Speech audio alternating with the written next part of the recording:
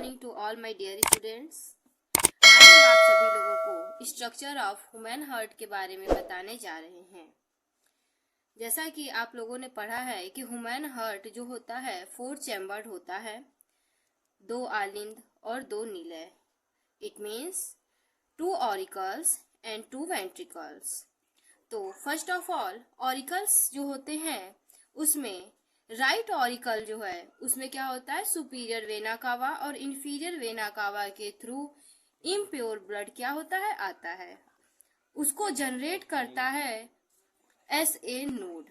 SA node के through क्या होता है, ये इम्पल्स जनरेट होता है और ये राइट ऑरिकल से जाता है किसमें, राइट वेंट्रिकल में, और उसमें क्या होता है, ट्राइकस्पिड वाल्व ओपन होता है। राइट वेंट्रिकल्स में जाने के बाद सेमी लूनर वाल्व के थ्रू, जब सेमी लूनर वाल्व ओपन होता है तो ओपन होने के बाद पल्मोनरी आर्टरी के थ्रू वो कहाँ जाता है बेटा, लंग में जाता है। कहाँ, लंग में जाता है। लंग में कार्बन डाइऑक्साइड और ऑक्सीजन का एक्सचेंज होता है। उसके बाद पल्मोनरी वेन के थ्रू वो आता है लेफ्ट ऑरिकल में।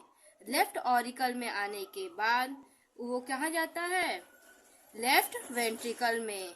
किसके, कौन सा वाल्व ओपन होता है, डाइकस्पिड वाल्व। डाइकस्पिड वाल्व ओपन होगा और वो कहाँ जाएगा, लेफ्ट वेंट्रिकल में। लेफ्ट वेंट्रिकल में जाने के बाद वहां पर एरोटिक वाल्व होता है और एरोटिक वाल्व जो ही ओपन होता है तो वो ब्लड जाता है एरोटा में।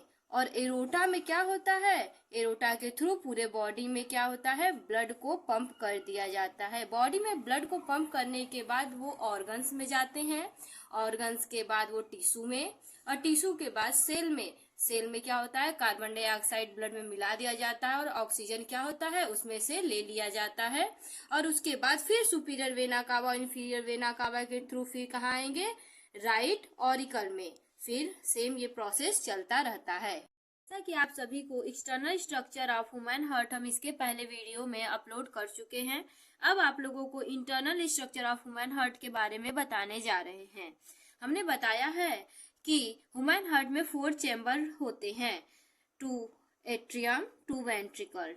ओके, तो एट्रियम जो होता है उसमें सुपीरियर वेना कावा और इंफीरियर वेना कावा के थ्रू इम्प्योर ब्लड कहाँ आता है, राइट एट्रियम में। राइट एट्रियम में जो आता है उसके बाद क्या होता है, ट्राइकस्पिड वाल्व ओपन होता है और LUBB का क्या होता है, साउंड आता है। इसके बाद वो राइट वेंट्रिकल में जाता है। राइट वेंट्रिकल के बाद सेमी लूनर वाल्व ओपन होता है। सेमी लूनर वाल्व ओपन होने के बाद पल्मोनरी आर्टरी के थ्रू ब्लड कहाँ जाता है, लंग में जाता है। लंग में क्या होता है, कार्बन डाइऑक्साइड और ऑक्सीजन का एक्सचेंज होता है और ब्लड में ऑक्सीजन मिला दिया जाता है। उसके बाद पल्मोनरी वेन के थ्रू जो प्योर ब्लड होता है वो आता है लेफ्ट एट्रियम में। लेफ्ट एट्रियम के बाद वो डाइकस्पिड वाल्व ओपन होता है और DUBB का क्या होता है, साउंड आता है।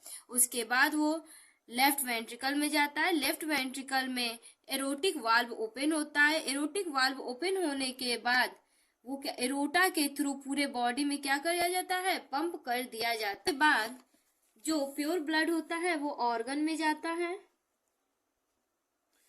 जितने भी ऑर्गन्स है उसमें जाएगा। उसके बाद टिश्यूज में जाते हैं।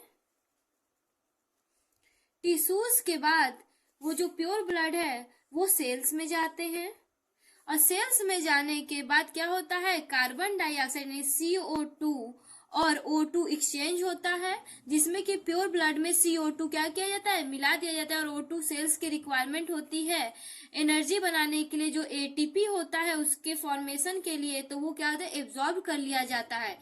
अब ये ब्लड क्या होता है, इम्प्योर हो जाता है, अशुद्ध रुधिर हो जाता है। वो अशुद्ध रुधिर यानी इम्प्योर ब्लड फिर सीरा के थ्रू सुपीरियर वेना कावा और inferior vena cava, superior vena cava और इंफीरियर वेना कावा के